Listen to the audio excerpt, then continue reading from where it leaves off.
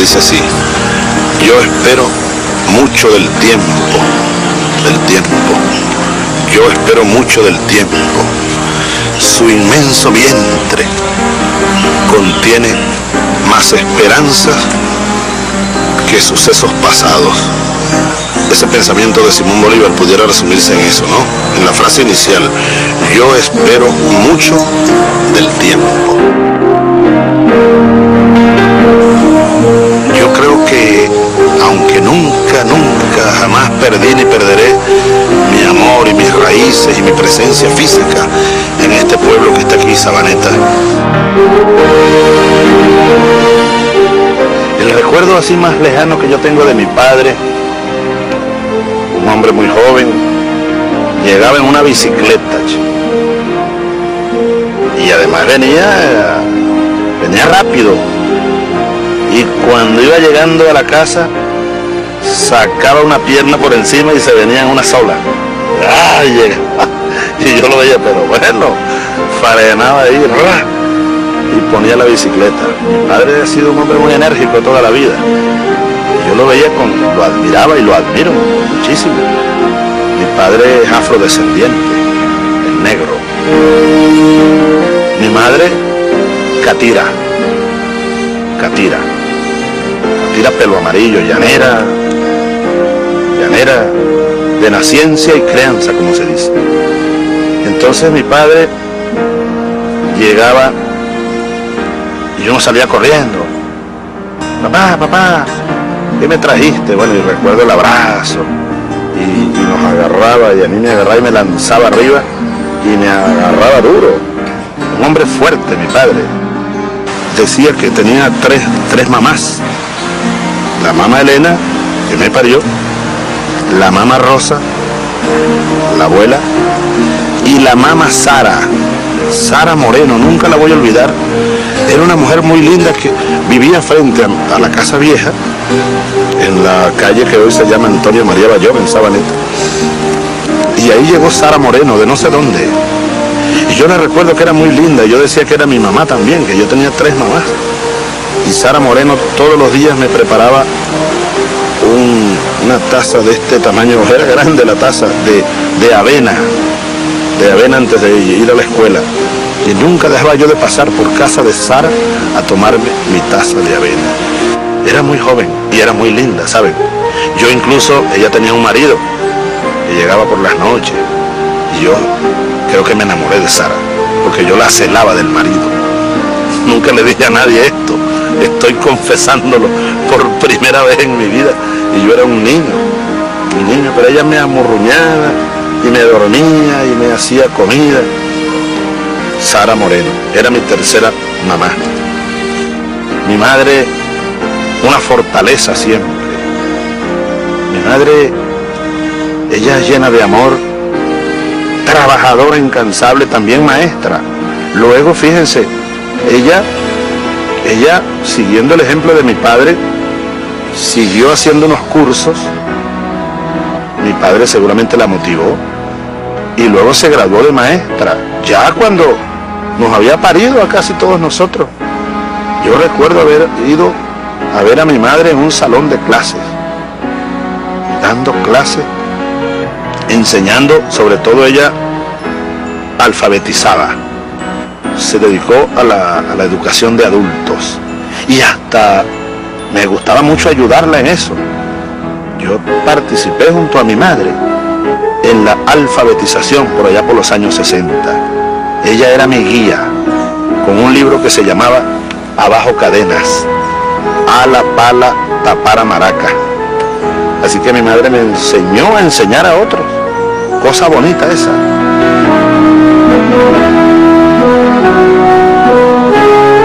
Hugo de los Reyes Chávez era maestro de escuela primaria, y lo recuerdo además muy exigente. En alguna ocasión mi padre compró una enciclopedia autodidáctica Gillette, creo que francesa. Yo me zambullí en esa maravilla que era aquella enciclopedia. Por ahí quedan todavía algunos libros, ¿saben? Eran 4 tomos. Y yo leía, y leía, y leía. Recuerdo haber leído cosas de historia universal, de geometría, de ortografía, y además muy buena porque era autodidáctica. Bueno, ellos no estaban acostumbrados a tener unos libros grandes que tenían tantas cosas. Entonces él se metió de lleno en esa enciclopedia. Y ahí aparecía todo un capítulo de lo que es la cultura y un curso de pintar. Cómo dibujar primero, cómo comenzar, el pintor se coloca, no tengo un lápiz a la mano, pero con un lápiz uno mide la proporción, o con el dedo. Aquella muchacha que está allá, por ejemplo, uno puede medirla con este dedo así, ¿ves? Ahí está. Y si te voy a pintar a ti, entonces ya uno tiene que buscar la proporción, plasmarla en el lienzo. Yo recuerdo haber hecho de una mata, de unas ramas de guayaba, un caballete, porque en la enciclopedia aparecía un caballete. Y bueno, a mí no se me ocurrió más nada sino cortar una rama de un guayabo y hacer un caballete. Bueno, pero les decía que me llegó ese sueño, ser pintor. Y recuerdo que lo tomé con bastante dedicación. Esa infancia fue así, feliz, llena de cosas bonitas, ¿no? De colores, llena de sueños, llena de sueños. Hace poco estaba revisando algún discurso de Martin Luther King, aquel discurso donde él dijo, I have a dream, yo tengo un sueño. Yo cuando oigo esa expresión no puedo evitar recordar los sueños que bueno, que me invadieron desde niño.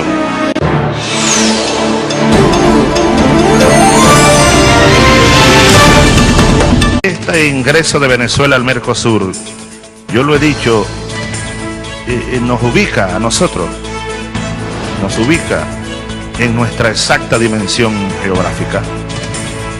Somos el pecho de Sudamérica, no somos el patio trasero de los Estados Unidos.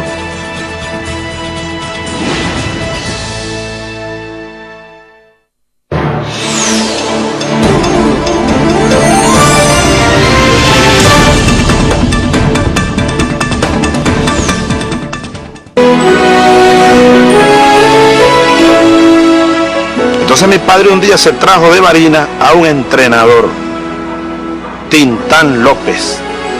Le decían todo el mundo Tintán, como aquel famoso actor mexicano de aquellos años, Tintán. Tintán López era un tremendo pelotero y lo trajeron de entrenador para que preparara al equipo del pueblo. Lo trajeron de la ciudad.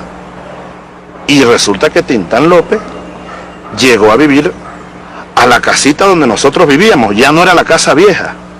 La casa vieja se cayó en un invierno. Y de repente Tintán nos ha sorprendido porque nos veía jugando con la pelota de goma. En el patio él se asomaba. Nos llevó de regalo unos guantes usados y viejos, pero bueno. Cuando yo agarré un guante de béisbol de los que usaban los grandes, yo dije, llegué al cielo.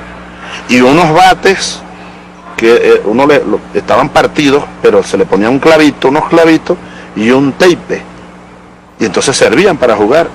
Y unas pelotas que uno decía de Wilson, la pelota dura del béisbol, uno le decía la pelota de Wilson. Pero era la pelota dura, pues. El Wilson era la marca, pero todo el mundo le decía una pelota de Wilson.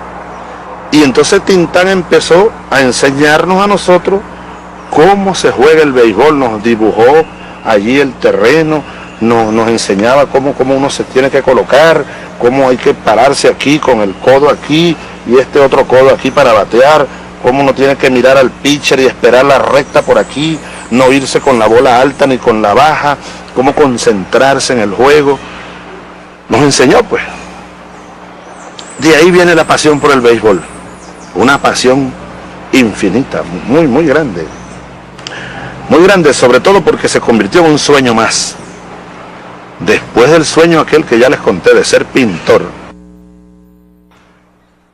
yo oía los Juegos de Magallanes casi todas las noches. Cuando anunciaban que mañana lanza el Látigo Chávez, no, Era para mí la locura, pues. Me lo imaginaba porque no veía la televisión, no había televisión, repito. Era mi ídolo, pues, el Látigo Chávez. Y en ese año, el Látigo Chávez había llegado a las Grandes Ligas, tenía 21 años. Y lanzaba sacaba el brazo derecho como un látigo. Y una recta y una curva. Extraordinario aquel muchacho, pues. Ya había llegado a Grandes Ligas con los Gigantes de San Francisco. Bueno, el Látigo Chávez, pues. 1968, 1969. Un día de 1969, era domingo, un domingo de marzo. La abuela se fue al patio, me quedo solo, desayunando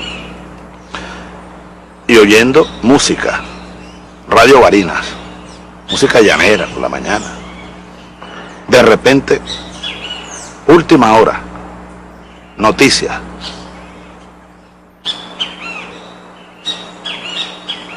Yo todavía me dan ganas de llorar cuando recuerdo aquello. Yo lloré mucho. Yo sentí que el mundo se me acabó. Última hora. Era un 16 de marzo, domingo de 1969. Última hora. Accidente aéreo en Maracaibo. Un avión DC-9 de Viasa, con destino a los Estados Unidos, cayó sobre Siruma. Todos murieron, entre ellos el Látigo Chávez.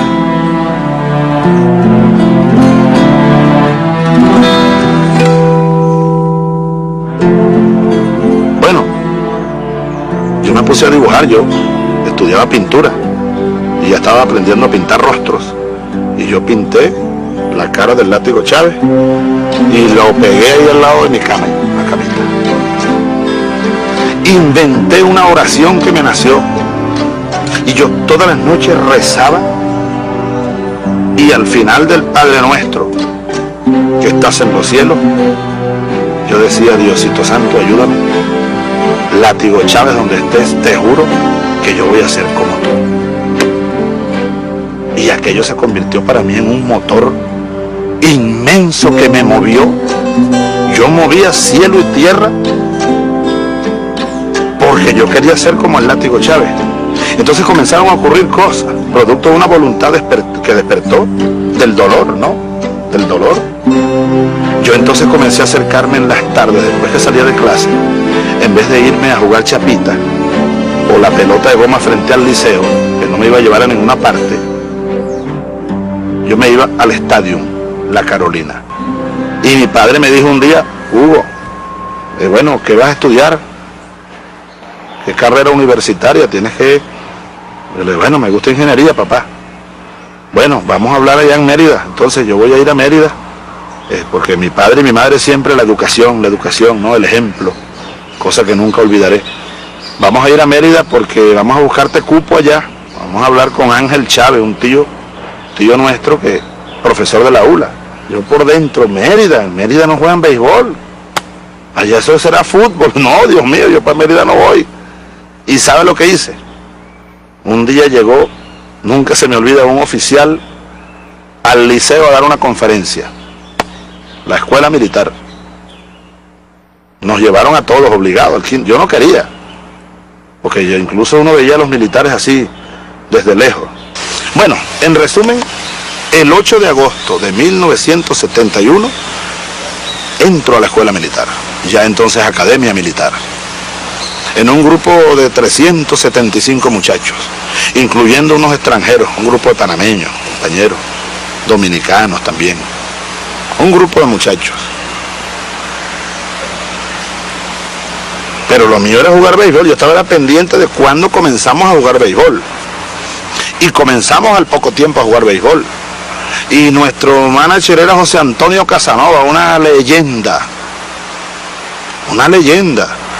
Fue manager del Caracas durante muchos años.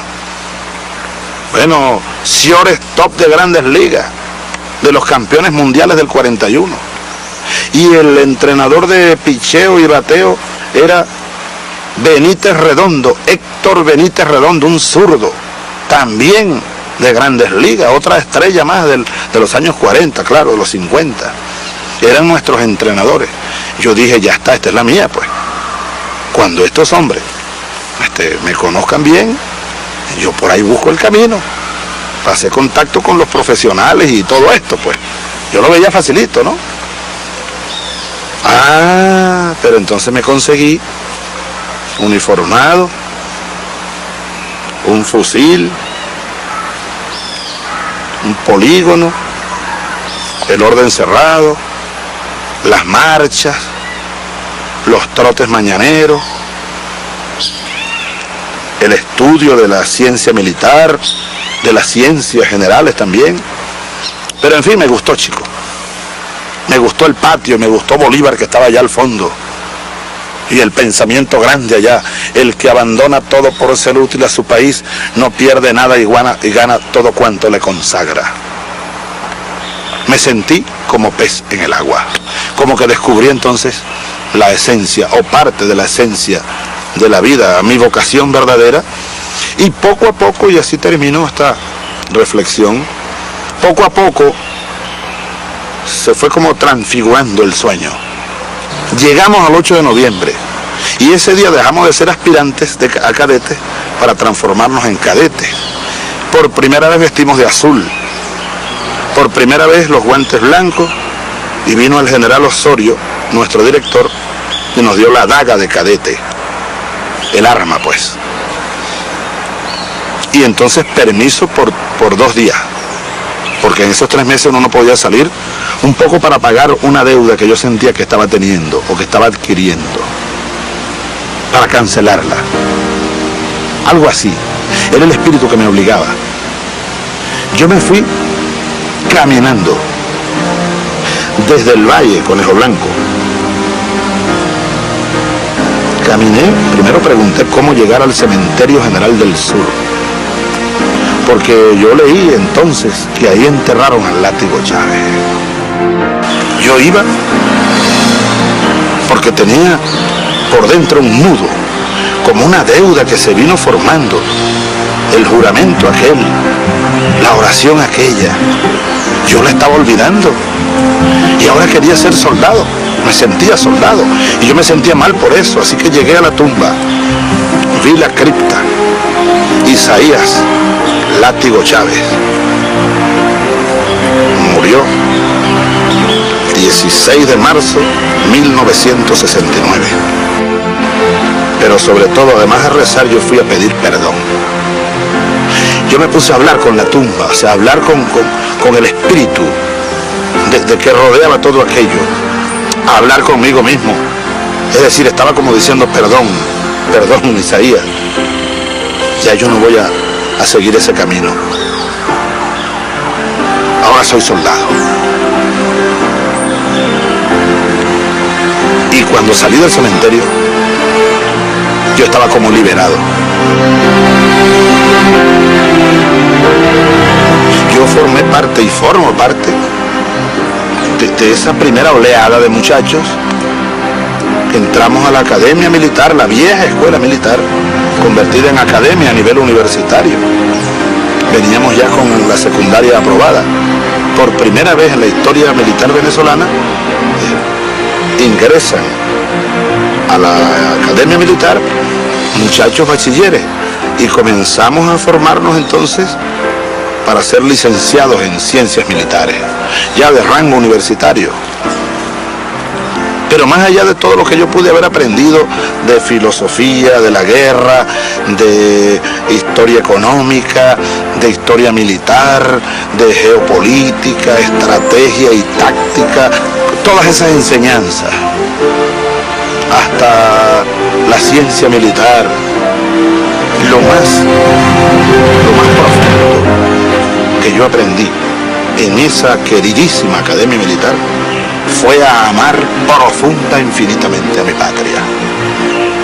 Y no solo amarla por decirlo, sino que yo aprendí a amarla, y cuando juré el 7 de julio de 1975, con mi sable de subteniente, en el patio de honor de la Academia Militar. Cuando yo saqué mi sable para jurar, juré en firme y juré en serio. ¿Jura usted delante de Dios y la bandera defender la patria hasta perder la vida? No solo defenderla, digo yo, amarla. Porque para defenderla hasta perder la vida, necesario es amarla. El que no ame a esta patria. Y la patria es, en primer lugar, como dice Ali Primera, el hombre, el ser humano. La patria es el hombre, muchacho. La patria es el hombre, muchacho. La patria es el hombre, muchacho. La patria es el hombre, muchacho. La patria es el hombre. Hace 400 años que mi patria está preñada, decía Ali Primera. ¿Quién la ayudará a parir para que se ponga bonita? Que para la patria, muchacho, hay que amarla, hay que sentirla, hay que adorarla para poder defenderla. Entonces yo juré ese 7 de julio de 1975 salir con aquel sable a defender esta patria, amándola, y para defenderla dar incluso la vida.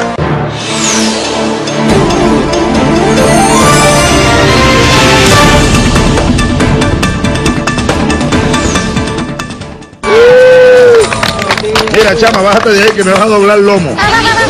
Esta me está doblando el lomo. Ya yo comí mango, de aquí comí mango yo. Esos mangos estaban bajitos. El manguito de allá no cargaba todavía. ¿Ya carga el manguito allá? Ese cuando yo era mayor, ¿tú eres qué, capitán? ¿Sabes? Tienes cara de capitán. Al pueblo, lo que es del pueblo.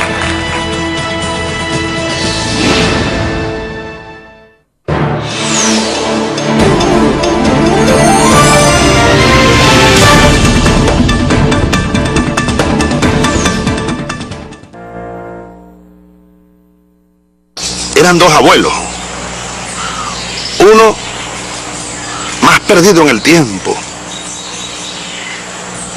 un Chávez. Algunos decían que era maluco porque dejó la mujer y se fue detrás del Cabo Zamora, y uno no entendía. A veces uno incluso pensaba, oye, mi abuelo era un maluco, el abuelo ese, Chávez, se fue con Zamora y más nunca volvió, y dejó la mujer y los hijos pequeños. Yo me imagino que el abuelo Chávez, quien quién sabe en qué camino se quedó tirado, pudiera ser uno de los que enterró a Zamora. El otro recuerdo que brota especialmente por aquí, así como brotan esos montes con la lluvia, es el recuerdo de lo que ya les estaba hablando, el otro abuelo. Ese es mucho más cercano. Es tan cercano que uno lo siente por ahí. Tan cercano que parece que rebrota. Es el de Maizanta, el último hombre a caballo. Uno por el lado de los Chávez, de mi padre, de mi abuela, mucho más difuso y lejano, que se fue detrás de Zamora, es decir, detrás de la patria, detrás del sueño. Otro más cercano aquí, mucho más cerca, que lo siento, Pedro Pérez Delgado, el último hombre a caballo, que se fue detrás del sueño, que no era un maluco ni era un asesino. Dejó a mi abuelo pequeño con Claudina y al tío Rafael, pero no porque era maluco, ¿saben? ¿Qué va? No porque era asesino, era un soldado revolucionario y se fue igual detrás del sueño. Y hoy no tengo ningún temor, no tuve dos abuelos malucos, tuve dos abuelos revolucionarios. Y me ha tocado lo mío también, ¿saben? De esos abuelos he tenido una herencia, porque esta vida que uno ha seguido ha pasado por tantas cosas, pero dentro de ellas, una, me imagino la misma situación por la que pasó aquel Chávez que se fue detrás del Cabo Zamora por los caminos de la Marqueseña, y aquel Pedro Pérez Delgado, el bisabuelo que se fue por las sabanas de Apure, alzado contra Gómez. Me imagino lo que sintieron ellos cuando dejaron a la mujer y a los hijos chiquitos, y el rancho y el ganado y el perro y el gato, y el chinchorro y el café por la mañana. El nido, pues, lo dejaron y más nunca volvieron. Digo que a mí me tocó lo mío porque yo nunca voy a olvidar aquella noche.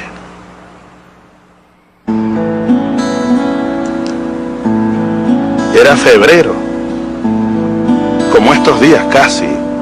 Había cielos claros, el verano había llegado. Y era 1992. Y después de un camino medio largo ya, me tocó lo mío. Me tocó igual una madrugada llegarle a la mujer, a la negra Nancy, a decirle: negra, me voy, no sé si vuelva. Y lo más duro, no se lo deseo a nadie, ¿saben? Abrir la puerta del cuarto de los muchachos y mirarlos allí. A la Rosa Virginia tenía 12 años, con su pelo churruscado, dormidita, arropadita. Y a la María Gabriela con su pelo de india. Y su cara de india es india. Tenía 9, arropadita, con un ventilador que daba vuelta. Y allá en la esquina de allá, Huguito, el catire gordo, soñando estaban seguros. Huguito tenía 7 años. Despedirse de los hijos, darles un beso y con cuidado para que no despertaran, darles la bendición a la una, a la otra y al otro. Y adiós. No sé si vuelva. Me tocó lo mío también. Los dejé chiquitos. Pero no por maluco, ¿saben? Por patriota. Detrás de la misma bandera de aquel Bolívar, de aquel Zamora, de aquel Chávez y de aquel Maizán.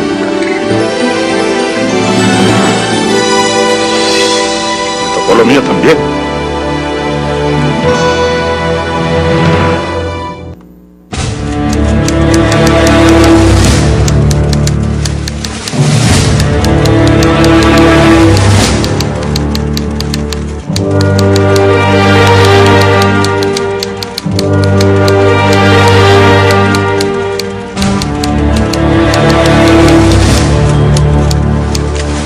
Recuerdo la cárcel como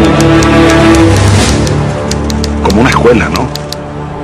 Y aunque hubo momentos dolorosos, para mí no fue un dolor la cárcel, aunque tuvo muchos dolores, pero esos dolores fueron absorbidos, ¿no? Por el amor, por la fe, por el optimismo, por el trabajo, un trabajo permanente. Ahora, ¿cuál momentos dolorosos? Uno de los más dolorosos fue, los primeros días fueron muy dolorosos. Ahí hubo varias etapas, ¿no? Los primeros días fueron muy dolorosos. Cuando uno comenzó a enterarse por distintas vías, venía alguien a traer comida. Recuerdo que los primeros días fueron en una soledad terrible. Una celda en un sótano muy fría porque tenía aire acondicionado todo el día y uno no sabía qué hora era. Más o menos uno calculaba por la comida, la hora en que llegaba la comida, pero no había reloj, no había tiempo, no había espacio, ¿no? Bueno, y yo me sentía como muerto los primeros días, las primeras horas. Era como un sepulcro aquello. Bueno, entonces esos días fueron muy dolorosos. Bueno, la ausencia de los hijos, los viejos, la mujer, la soledad, era como una muerte, ¿verdad? Yo me sentía como muerto. pero uno fue como resucitando poco a poco. Recuerdo que llegó un sacerdote como al segundo o tercer día con su sotana blanca. Era el sacerdote de ahí de la prisión militar esa. Y entonces él había una cámara filmando allí. Él sabía, así que muy hábilmente se puso de espaldas y me dijo algunas cosas muy suavecito, muy suavecito. Entre otras cosas me hizo saber que allá afuera había una ola de amor, un fuego divino, me dijo. Ese sacerdote murió ya, era el padre Torres. Nunca lo voy a olvidar. Porque él me dijo, allá afuera hay un fuego divino, comandante. Hay un fuego divino, hay un amor que se desató muy grande. Y entonces me recitó de la Biblia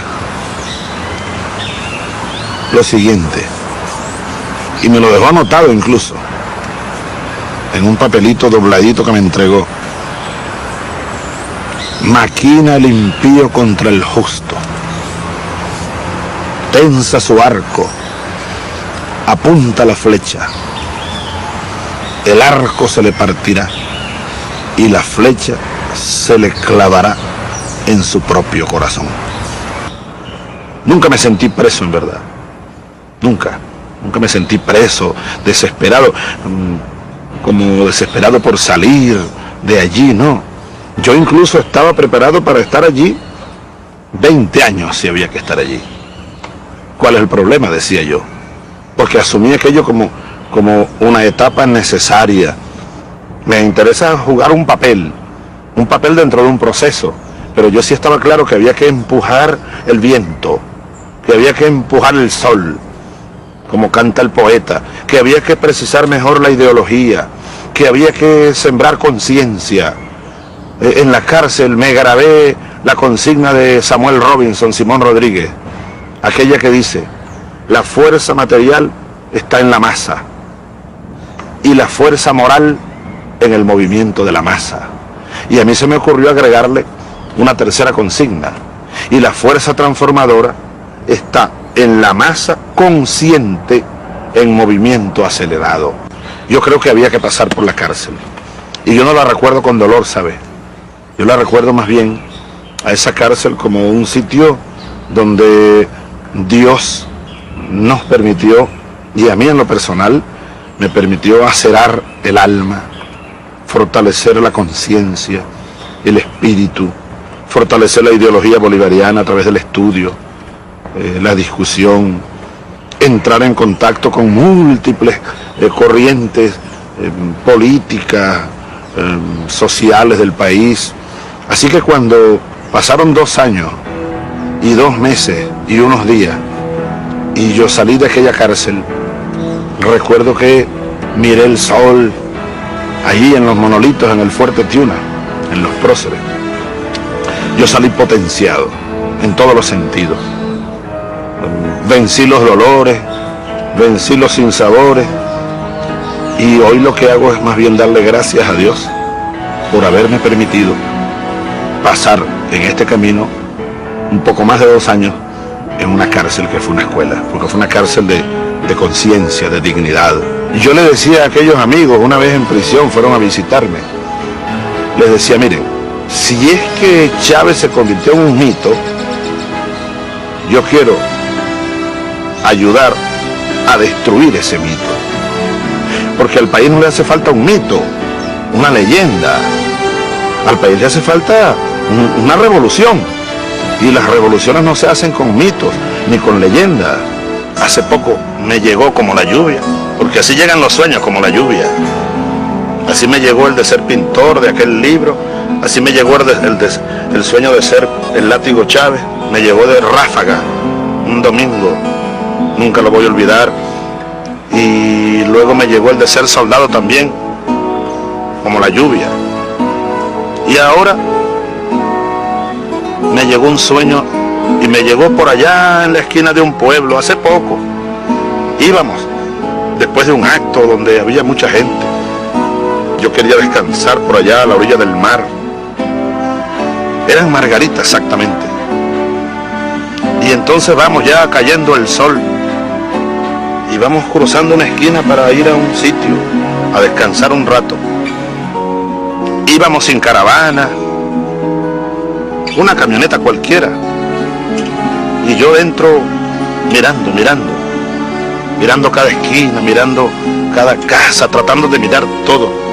Y de repente le digo al muchacho, al compañero que maneja: párate aquí, párate, porque vi unos niños jugando a la pelota de goma.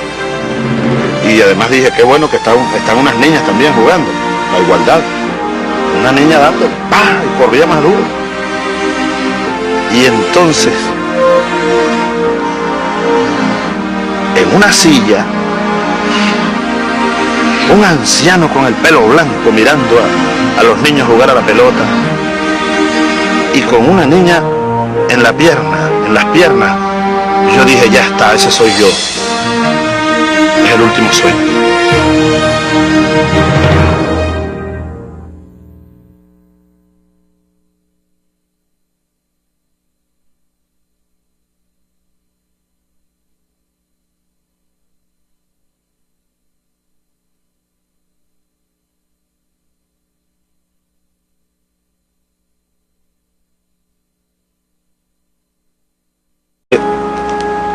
Compró una enciclopedia autodidáctica Quillet, creo que francesa. Yo me zambullí en esa maravilla que era aquella enciclopedia. Por ahí quedan todavía algunos libros, ¿saben? Eran 4 tomos. Y yo leía. Recuerdo haber leído cosas de historia universal, de geometría, de ortografía, y además muy buena porque era autodidáctica. Bueno, ellos no estaban acostumbrados a tener unos libros grandes que tenían tantas cosas. Entonces él se metió de lleno en esa enciclopedia. Y ahí aparecía todo un capítulo de lo que es la cultura y un curso de pintar. Cómo dibujar primero, cómo comenzar. El pintor se coloca, no tengo un lápiz a la mano, pero con un lápiz uno mide la proporción, o con el dedo. Aquella muchacha que está allá, por ejemplo, uno puede medirla con este dedo así, ¿ves? Ahí está. Y si te voy a pintar a ti, entonces ya uno tiene que buscar la proporción, plasmarla en el lienzo. La mamá Elena, que me parió, la mamá Rosa, la abuela, y la mamá Sara Moreno, nunca la voy a olvidar. Era una mujer muy linda que vivía frente a la casa vieja, en la calle que hoy se llama Antonio María Bayón, en Sabaneta. Y ahí llegó Sara Moreno, de no sé dónde. Y yo la recuerdo que era muy linda. Yo decía que era mi mamá también, que yo tenía 3 mamás. Y Sara Moreno todos los días me preparaba una taza de este tamaño. Era grande la taza de avena antes de ir a la escuela. Y nunca dejaba yo de pasar por casa de Sara a tomarme mi taza de avena. Era muy joven y era muy linda, ¿saben? Yo incluso, ella tenía un marido que llegaba por las noches, y yo creo que me enamoré de Sara, porque yo la celaba del marido. Nunca le dije a nadie esto, estoy confesándolo por primera vez en mi vida, y yo era un niño, pero ella me amurruñaba y me dormía y me hacía comida. Sara Moreno era mi tercera mamá. Mi madre, una fortaleza siempre. Mi madre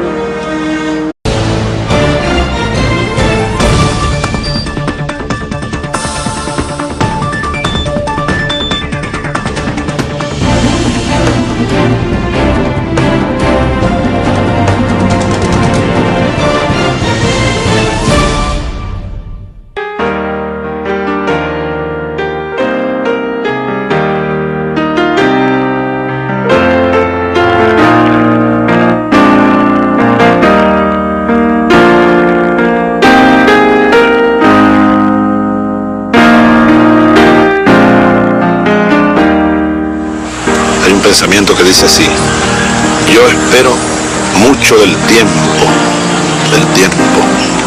Yo espero mucho del tiempo. Su inmenso vientre contiene más esperanzas que sucesos pasados. Ese pensamiento de Simón Bolívar pudiera resumirse en eso, ¿no? En la frase inicial, yo espero mucho del tiempo.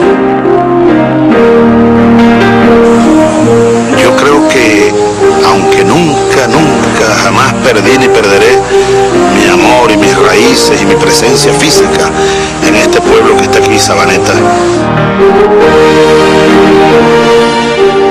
El recuerdo así más lejano que yo tengo de mi padre, un hombre muy joven, llegaba en una bicicleta, y además venía rápido, y cuando iba llegando a la casa sacaba una pierna por encima y se venía en una sola. ¡Ay! Y yo lo veía, pero bueno, frenaba ahí, y ponía la bicicleta. Mi padre ha sido un hombre muy enérgico toda la vida. Yo lo veía, lo admiraba y lo admiro muchísimo. Mi padre es afrodescendiente, el negro. Mi madre, catira, pelo amarillo, llanera, de naciencia y crianza, como se dice. Entonces mi padre llegaba y yo no salía corriendo. Papá, ¿qué me trajiste? Bueno, y recuerdo el abrazo, y nos agarraba, y a mí me agarraba y me lanzaba arriba, y me agarraba duro. Un hombre fuerte, mi padre.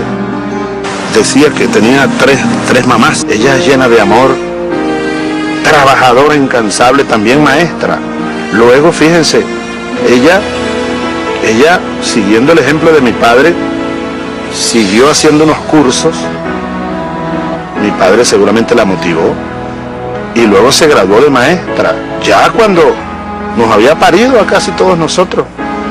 Yo recuerdo haber ido a ver a mi madre en un salón de clases, dando clases, enseñando, sobre todo ella alfabetizaba, se dedicó a la educación de adultos, y hasta me gustaba mucho ayudarla en eso.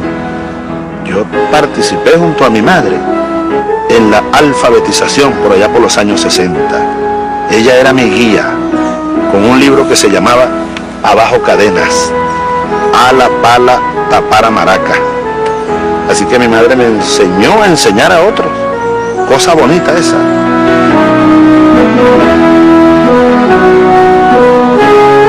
Hugo de los Reyes Chávez era maestro de escuela primaria, y lo recuerdo además muy exigente. En alguna ocasión mi padre